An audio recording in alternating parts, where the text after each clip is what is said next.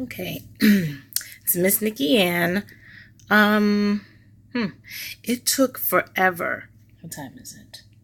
It's 3:30, and I've been trying to YouTube since this morning, and was getting a message about not being able to upload to YouTube or something. I don't know.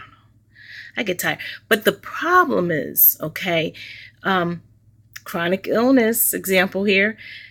If I have a few minutes to do something, that's all I've got. And so it took so long. I just didn't have the time in between meds. I'm having some other issues. I don't know if I want to say are they newer? No, but not necessarily newer, but newer to some of the newer people on my team. So we're doing some testing, neurophysiology. But I mean, the list is long. It is non-stop action. And see, I've got my still accessed. Like all the old issues, can't keep my pressure up high enough. When I go to use the bathroom, pee or poop, the fainting, can't do anything, but also just like feel this mistreatment. Or, I don't know, lately I'm jaded in a different way about the healthcare industry, or no, just even though, I don't know. I've had so many difficulties, and the only reason why I haven't snapped is because I've been through it before now. So it's like, oh, here's this beast rearing its head. Spending all of that time to all the years trying to make it cohesive, trying to make sure that there's less work done on my part, trying to catch what they're missing. So offer one doctor some research that I found, and then trying to bridge whatever they're doing over to the next. Why am I doing all of this? So most recently, I don't know. I can't remember the testing. I've had so many tests. I'm busy once again. My entire schedule is doctor appointments. And so, and I'm not feeling well. Like I'm talking right now, but for once, no one's in the house. So whenever the last video I made about finally being home alone, that's how long it's been again, since I've been home by myself. I am never alone. And so, and I'm rambling. Like I can no longer, just so many things. I mean, I'm frustrated. I'm frustrated that I'm still the person who seems to know more than the doctors. And not because I live in the body. I'm not talking about the symptoms. I talk about the greater understanding of it and the bigger umbrella. Now I go in and they say, so, so the EMG, so what do you think? They're asking me. Okay, what the doctor such and such should say. Walk down the hall. She's right there. And so I'm sick. I was fainting. It just caused this whole big, in an office where when it happens to me, this is my GI's office. Everyone's trying to rush me to the ER and him. I'm like, you guys have seen what happens. I'm not going, many strokes but it's not an emergency. There's an urgency, but not an emergency. And so, and based on some research that I've done and just trying some stuff, if I'm having, it seems like very dystonic events. That's the way my physical therapist described it. I'll do what I learned in the research from the guy, the doctor, whomever. I'm tired in the emergency room to push through 50 milligrams of Benadryl. So I'm trying to get that in, trying to get the Zofran in. For some reason, those two things um, cool everything down, break it to a manageable level. And my poor doctor, he's getting older, guys. He's just freaking out. But it's happened there a few times. It's not new. And especially with what's happening with my colon and my stomach and my uh, it it makes perfect sense. It's just a cycle replaying itself. And it's okay. I'm used to it now. I just, if anything, I would like to be at home and not at doctor's offices. I would rather be at home resting. That could help instead of trying to keep up some crazy schedule of tests and appointments and then referrals, which lead to more tests and more appointments. I don't want to do it anymore.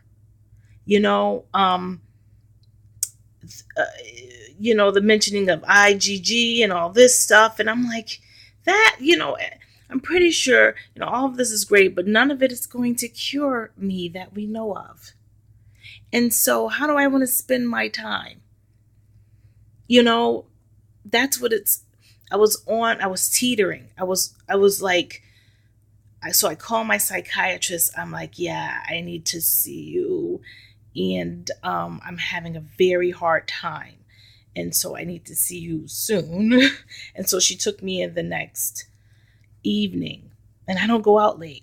That says a lot. I do not leave the house usually. Wow. I don't leave the house, but when I do, I don't leave it like after 1:00 because it's all downhill from there. And it's just going to trigger all these symptoms. So nighttime appointment with her and just telling her things that I needed her to understand. I needed her to record them because I'm like, if it weren't for my son, I wouldn't be doing all of this. I said to her, it's funny, but originally when I was bedridden all the time, and eating more than I'm eating now, I was 170 pounds, people, okay? And my regular weight is usually between 138 and 142. That's me eating junk food when I feel like it. That's just how my body, it's always been that weight since high school, from ninth grade, maybe before, I don't know. I've never had a problem. Never. Christmas time, if I got up to like 148, I'm like, okay, put the cookies down, Nikki, put the cookies down. But the 175, I was 200 when I was pregnant. So I'm like, oh, what's this? Okay. You tell me how I am way more active than I was in the beginning of this illness. A lot less bedridden, meaning I know how to get around the house without causing myself any harm. And we've set it all up so I can actually get about from one spot to the next. I'm not saying some big distance, but now I'm 300 pounds, people. A woman who's never had a weight problem. And when I mention those steroids, it's always the men. So my OBGYN the other day, she could see my frustration, and she was having some health issues also. And she's like, Nikki, she knew me before all of this, before I was this. And she's like, you don't just all of a sudden, no. And between the steroids, and we act as if these things don't jack up, people's systems, metabolisms and everything. And you get treated like you're at home eating bonbons. People, I'm not at home eating bonbons. I'm bedridden. I have a son. He's 9 now, but I homeschool him. I'm a mom, and so I try to set as best an example as I can, as far as eating habits are concerned. So and he just doesn't eat. If anything, trying to get him to eat something. I just, this didn't all just happen. And that was the thing, having my psychiatrist and when she was writing, I needed to make a map and an outline to remember, to not forget all of the work I've put in, and then be able to say, Nikki, you did all these steps. What is everyone else doing? And do you need that stress? Do you need it? And if you know that there is no cure, what is it that you want to do with your own body? Okay, so as of a couple of days ago, I'm back on lactulose. I'm like, everything they try, I'm like, I've had it. I've done that already, and no one's listening. I'm like, I've done it. And it's not just me. If my mom, and she's always the sane one in the room, done that. And the nurses sometimes like, I believe we did do that. And trying to get the doctor to, and these are wonderful specialists. I have a great team, which is, it was wonderful in the beginning, but now everyone's forgetting, but I'm not, and it's in the files. So you look through the files and you say, oh, I don't see it here. You cannot have looked through all of those files, Dr. Such and Such, in 2 minutes. Why didn't you open that before I got here? Why, why don't you just take a look so that you were ready for me? People walk in the room, you're a really complex case, aren't you? Yeah, well, what about, and there's some people who are very interested and very driven recently. Every time I go to an office, it's just another doctor passing by and watching this picture that I am and the things I'm saying. They're just they're hungry to understand. But like I told my psychiatrist, I am no longer hungry. I understand that this is a body and I need a day-to-day routine as far as the body's concerned. My whole day is meds, people. And I know those of you out there who have it, I keep tweaking my schedule and I cannot get all of these meds in. It's like literally, and it's 24-hour cycle. It's not like, okay, at 6:00, it's all over. No, I don't check out like you do at work. All right, see you tomorrow. I'm on stuff that needs, some things are just twice a week. Some things are, all of the this and the that. And all of the people hovering about you. And all of the contradictory HIPAA situations. I'm like, I don't want, it's one thing to have everyone in my business when it's beneficial. It's another to have everyone in my business when it's not. And for them not to understand that not only are they treating me, but I have literally a list of at least, I'm going through my head real quick, at least 20 specialists I am seeing actively and infusing and looking, I guess, I'm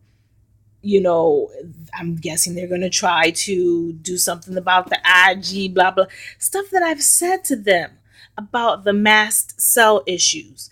And I keep saying, like, if this particular doctor would just listen, why am I putting the Benadryl in my body? I came to your office when I first started taking it, just because I needed anyhow. So I was going to get it intravenously and everyone was fine. It was, he came in the other day though. Now I've been doing this for 2 years, the Benadryl. Well, what's going on?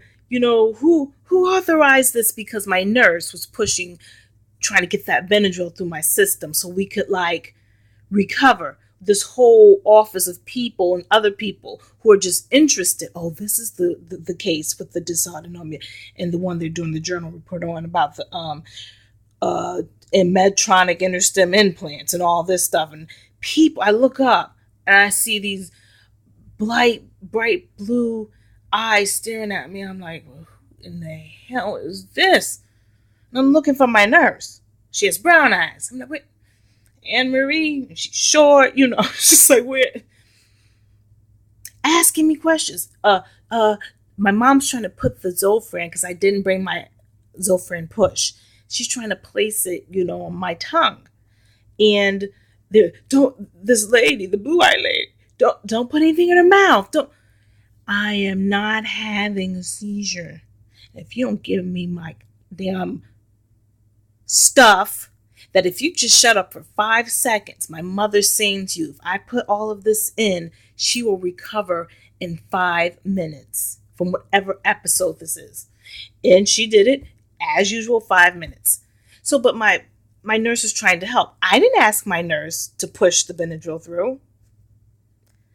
So when he walked in to see that she was, but she's, because my poor self, she didn't access it. I do it myself at home. So I guess who authorized it? Don't be mad at me. She wanted to help, and I kept saying, no, I can push it through. Just I can push it through. Just put the thing in my hand so I can hook it up. And she's like, we're in an emergency. It's time for how he feels about, who authorized what, like it's Benadryl. Even if I wasn't pushing it through, it's an over-the-counter medication. And one that actually works, something that actually brings me relief. Let's not talk about the lactulose and all this other stuff. Amitiza, Cytotic, what else am I on? There's a lot. I'm not even touching on hardly any of it. Something about my OBGYN too. Oh yeah, we're working on the weight, but not more in the way that my neuro-ophthalmologist was like, it's going to take a few years. It took a few years for all of this to happen. And then with the steroids, I'm frustrated. So I saw my psychiatrist Friday. I'm going again tomorrow. She sent me a text. I told her I'm teetering, and if it were up to me, I wouldn't see anybody else. I would see her, and of course, if whatever doctor has metal in my body, okay, podiatry, urogynecology, I would see the people, my ports, so my surgeon. I would keep seeing those people because I need them if I need to get this shit out of my body. Okay? But other than that, I'm just like, and more infusing to come, probably once I meet with the neurologist. And the one who was there for the testing, the neurologist wasn't my neurologist, but just in the same department. She was like, you know what? August, she said, when's your appointment again to Maverick? She knew my appointment date and I didn't, because I just don't care anymore. Was it August 20-something? I'm supposed to be gone, but I will be here for this. I have to. She was just so intrigued, and then she was trying to catch other people's ears to let them know that they needed to be at my appointment for because there's some stuff that she wants to say, stuff that we should have already tried, and I want to say to her, I don't care. It's not new to me. And if you go through your files and stop just walking in here, and you would see that it's not new to anyone else in this building either. Because a good number of my specialists are there. And it took time for them, and it's going to take time for you. I'm not, I'm tired. I don't care. Got a breast surgeon, and I need mammograms and ultrasounds, every year. And just, I am never home. I am never relaxed. No wonder why I'm anxious. And we already know with the tachycardia and all this other stuff. I'm tired. And people just keep booking stuff. The Nikki before this, she didn't play. She didn't waste any time. Meaning they would turn around and realize, oh snap, it's been a year and we haven't heard from Nikki, because I see everyone, you know, at least some of them one every month to every 3, 4, 6 months. Those are like, that's where I'm at. And then, of course, my psychiatrist, and stop going to my psychologist even, because what, I can't even go to physical therapy because my pressure, which I love, is have been working so hard to get it up into the 160s, and when it's 180s, I'm really excited, right? Nope, everything I'm trying so hard, and it's like 120, and then I go to stand, and it's just bottoming out. I'm like, I'm doing the same, and you know how these illnesses are. The autonomic nervous system, they change. And things are happening to my body, people, and I can see it. Cognitive issues, but it all sounds dramatic. But really, it's just an average day. I didn't just wake up and have these issues, slowly but surely. So, I mean, don't get me wrong. I've had some things that just all of a sudden, boom, it happened. But it's all been, it's progression. It's like 20 something.